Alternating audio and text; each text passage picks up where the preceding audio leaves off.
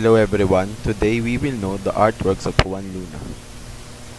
This is a small introduction about Juan Luna. Juan Luna was a Filipino painter, sculptor, and a political activist best known for his role in the Philippine national movement during the late 19th century. He gained international fame for his exceptional talent in the visual arts.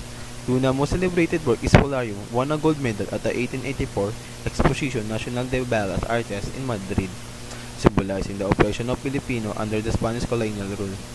Aside from his artistic achievement, Luna was also involved in the Philippine Reform movement, advocating for political change and independence from Spain. His work remains a symbol of Filipino pride and resistance.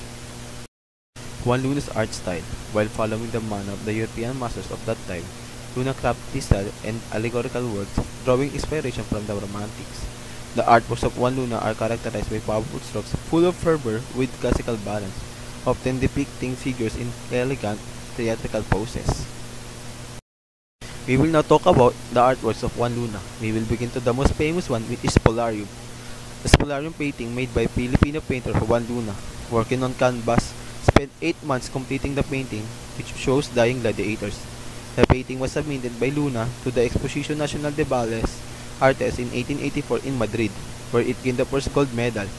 The picture recreates a despoiling scene in Roman circus where dead gladiators are stripped of weapons and garments, together with other works of the Spanish Academy. The Polarium was on the exhibit in Rome in 1884. In 1886, the painting was sold in the provisional government of Barcelona for 20,000 pesetas. It is currently displayed in the main gallery at the first floor of the National Museum of Fine Arts in Manila, and is the first work of art that greets visitors upon the entry into the museum. The National Museum considers it the largest painting in the Philippines with the dimension of 4.22 meters by 7.675 meters.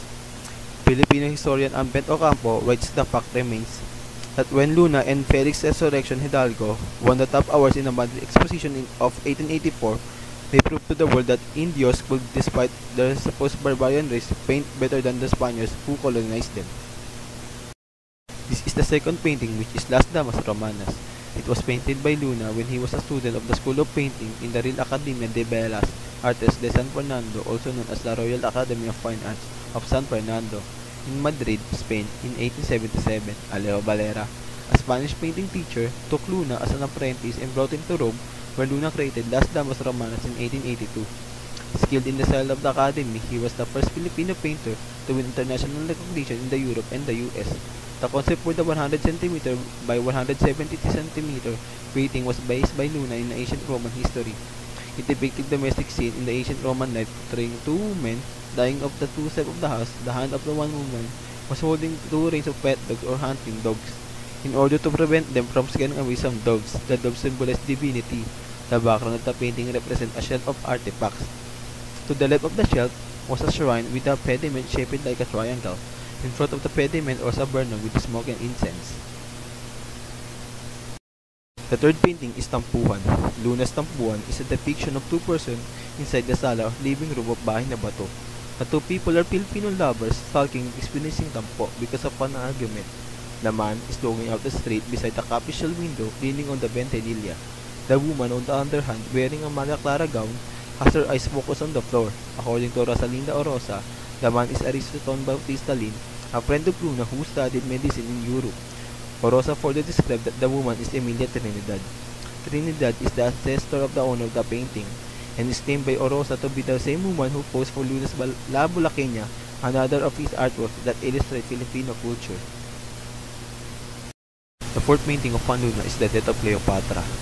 The death of Cleopatra depicts Cleopatra's moments after her death, with Luna taking inspiration for the painting composition from Plutarch's account of her life in the Parallel Life series. Her corpse is found at the center of the painting, lying on the bed abdomen with a golden headboard and covered with rich bedsheet, with the sheets themselves decorated with hieroglyphs and the footboard similarly adorned in gold. Cleopatra herself is bejeweled and dressed in a manner befitting that of an Egyptian queen.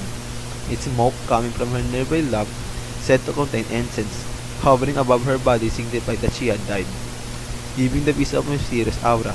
While Cleopatra is clothed, the cloth above her belt and around her breast is transparent, playing into the popular concept of an erectocise, Cleopatra that is common in other works of an era depicting of her death.